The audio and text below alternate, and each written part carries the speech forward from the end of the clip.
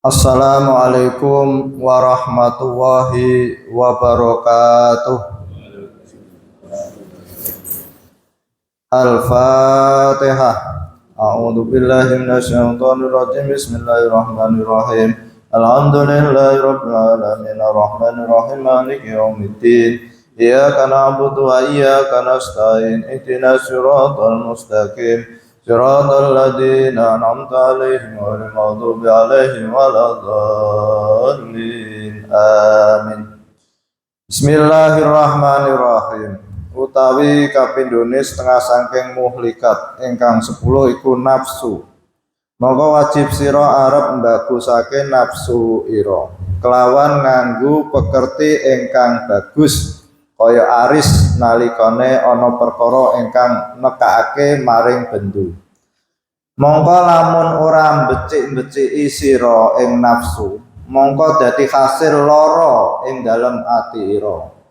Utawi alamate larane ati iku yen to ora kuwasa nglakoni pira-pira penggawean ingkang den suprih dene Allah kelawan sempurna. Lan kelawan demen lan kelawan ledat kaya makrifat lan asih ing Allah lan demen ngibadah lan ledat zikir ing Allah lan tinggal demen kesenangan dunya lan wajib ing atase kawula arep ngaweruhi olone awake dhewe mongko dedale arep ngaweruhi iku patang perkara kang diin arep lelungguhan sira ing guru ira ingkang wus weruh celane awak ira lan kaping pindhone arep amprih kanca sira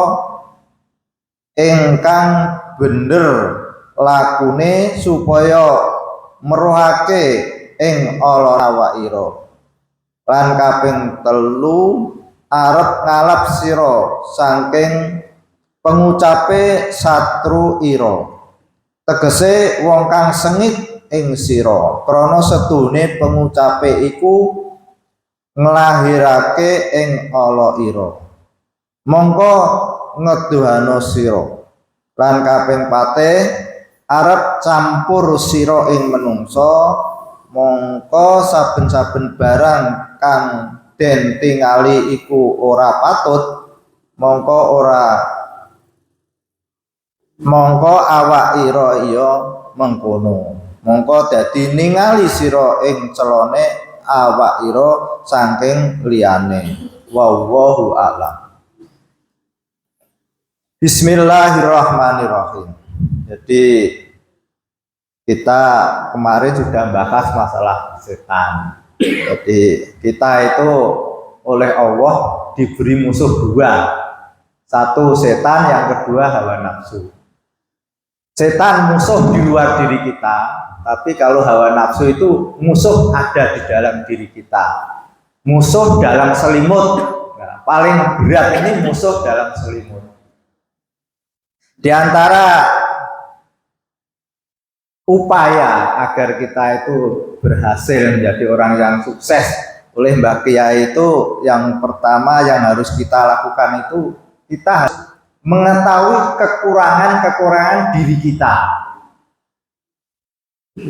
Kebanyakan itu manusia itu lebih cenderung mencari kekurangan orang lain, sementara kekurangan diri kita itu tidak dicari.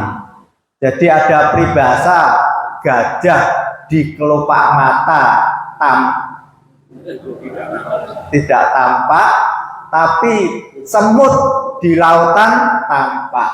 Jadi kesalahan orang, kekurangan orang kecil pun kita tahu, tapi kesalahan atau kekurangan diri kita besar kita tidak tahu. Nah, ini oleh Mbak Kiai itu satu kekurangan. Jadi kita kalau ingin menjadi orang yang sukses itu harus berusaha semaksimal mungkin mencari kekurangan diri kita, sementara kekurangan orang lain itu tidak usah dicari. Yang pertama, kita harus mencari guru pembimbing. Kalau secara lahir itu seorang dokter, Jadi kita harus punya dokter pribadi yang mengetahui fisik kita itu dicek up, jantungnya bagaimana, paru-parunya bagaimana, tekanan darahnya bagaimana, kolesterolnya bagaimana. Itu agar apa? Agar fisik kita itu fit, mampu melakukan pekerjaan secara maksimal, itu secara lahir. Nah, karena ini menyangkut rohani, maka dokternya ya dokter rohani, Pak Kiai, Ustadz. Nah, kita di zaman sekarang itu mencari Pak Kiai, Ustadz yang mau membimbing secara rohani kan agak sulit, dong. Ustadz-ustadz sekarang itu ya terbatas kemampuannya. Kalau zaman dulu, zaman para ulama-ulama leluhur kita, zamannya Mbah Soleh Darat, itu memang ada ya yang membimbing. Jadi kekurangan-kekurangan muridnya itu diarahkan. Nah, sekarang karena kita mencari guru yang masih hidup itu agak sulit, kita cari guru yang sudah meninggal saja. Siapa? Mbah Soleh Darat, itu guru kita.